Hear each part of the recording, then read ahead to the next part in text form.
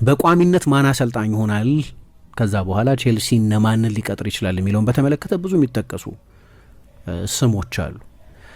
አንዳንዶቹ የበለጠ ኮንቲኔንታል አሰልጣኞች ግን በእንግሊዝ የመስራት ተጫውቶ የማለፍ ታሪክ ያላቸው፣ አንዳንዶቹ ቼልሲን የማወቅ ታሪክ ያላቸው ናቸው። ለምሳሌ አንደኛው ሴስክ ፋብሬጋዝ ነው።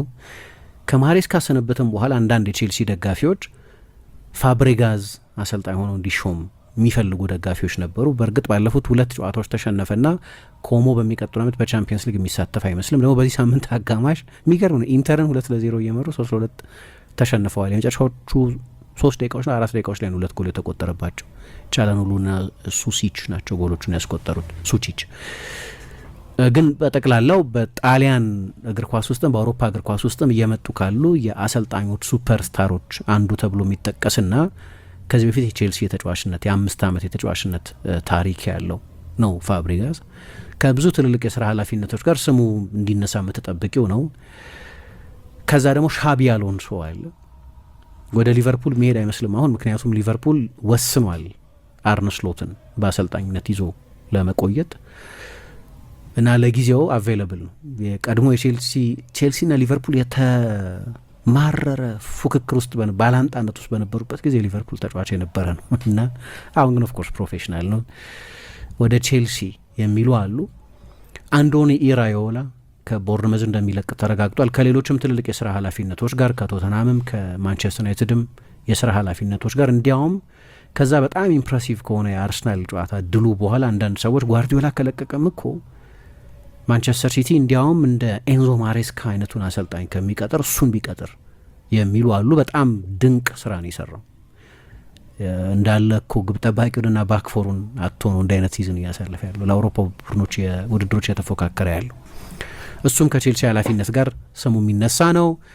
የፉልሃሙ አሰልጣኝ ማርኮስ ሲልቫም የሚሉ አሉ። ብዙ አሰልጣኞች ናቸው ስማቸው እየተጠቀሱ ያሉት ከዚህ ኃላፊነት ጋር። የትኛውን ይሾማል የሚለውን አናውቅም። አሁን ትልቁ ጥያቄ የሚሆነው አሎንሶ የሚመጣ ከሆነ ፋብሪጋዝ የሚመጣ ከሆነ ፋብሪጋዝ እኮ ባለቤት እኮ ነው። ከፍ ማለት አነስተኛ ፐርሰንት ያለው ቢሆን ባለቤት ነው። ባለቤት ብቻ ሳይሆን የቀድሞውን የቼልሲ ሌጀንድ ዴኒስ ዋይዝን በውሳኔዎች ጉዳይ ከሮማን በፊት የነበረ ነው። ዴኒስ ዋይዝ፣ ቬራ ዋይዝ እና ኪን ናቸው ትዝ የሚሉኝ የቀድሞ የፕሪሚየር ሊግ ዘመን ሳስታውስ ኃይለኛ የየቡድኖቻቸው ጀነራሎች የነበሩ ናቸው።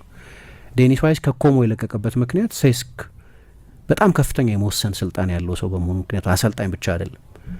ያንን አይነት የስራ ነጻነት እዚህ የስማን መሆን አለብህ፣ ለሃይራርኪው መገዛት አለ፣ ምንም አይነት አስተያየት ልትሰጥ አትችልም የሚል ኃላፊነትን ይረከባሉ ወይ እነዚህ ሰዎች? አንደኛ ትልልቅ ስም ያላቸው ናቸው። በአሰልጣኝነትም ባይሆን ትልልቅ ኢጎ ያላቸው የዓለም ዋንጫዎች ያሸነፉ ትልልቅ ዋንጫዎች ያሸነፉ ናቸው። አሎንሶም ፋብሪጋዝም አይነቶቹ ሰዎች። ሌሎቹም አሰልጣኞች ቢሆኑ ይህንን አሁን በቼልሲ በኩል ያለው አንደኛው የሚፈራው ነገር የሚነገረው አሰልጣኞች ምንም አይነት ከማሰልጠን ከልምምድ ከትሬኒንግ እቅድ እና ከታክቲክ በስተቀር ክለቡ የሚጓዝበትን በተመለከተ ምንም ሴ እንዳይኖር። ፖቼቲኖን ያስለቀቀው አንደኛው ምክንያት ውጤት ብቻ እኮ አይደለም። ፖቼቲኖ ሲለቅ ለእኔ ለምሳሌ በጊዜው እንግዳ ነበር። ለምን ከክሪስማስ በኋላ እስከ ሲዝኑ መጨረሻ ድረስ ጥሩ አይደለም። ለስድስተኛ ሆነው መጨረስ በምንም ሁኔታ ስድስተኛ ሆነው መጨረስ ለቼልሲ በየትኛውም ሁኔታ ጥሩ ሊሆን አይችልም። ጥሩ ነው እያልኩ አይደለም፣ ግን ምንድን ነበር ፕሮግረስ ግና የመጨረሻዎቹን 5 ጨዋታዎች አሸንፎ መጨረሱ ብቻ አይደለም ሲዝኑ። ሪሞትም ቢሆን የቻምፒየንስ ሊግ እድል ነበረው። ግን እሱ ብቻ አይደለም። ከክሪስማስ በኋላ ከማንቸስተር ዩናይትድ ከአርሰናል ቀጥሎ ብዙ ነጥብ የሰበሰበው ቼልሲ ነበር። ከግማሽ ሲዝን በላይ የሆነ ምንድነው አፕዋርድ ትራጀክተሪ የሚሉት አለ። ቡድኑ በቃ እየተሻሻለ እየሄደ ነበር።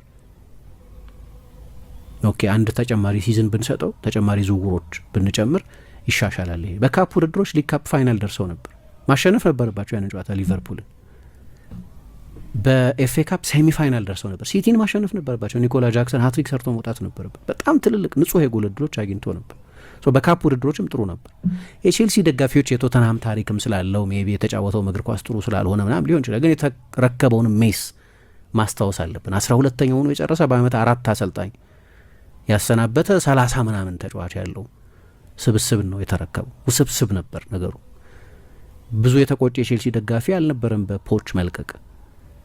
ግን የውሳኔው ችግር የኮቺንግ ስታፍሽ ላይ ለምሳሌ የትኛው ትልቅ አሰልጣኝ ነው እኔ ነኝ የቆመ አሰልጣኝ መመድብልህ ብሎ የሚመድብ ማን ነው? ኩዌቫ የሚባለው አሁን የምናየው ሜክሲካን የኮቺንግ ስታፍ አባል ያለ ፖቼቲኖ ፍቃድ ነው የመጣው። ፖቼቲኖ ትልቅ አሰልጣኝ ነው። ለምሳሌ እንዲህ አይነቱ ነገር ሌሎቹ ትልልቅ አሰልጣኞች የሚቀበሉ አይመስለኝም።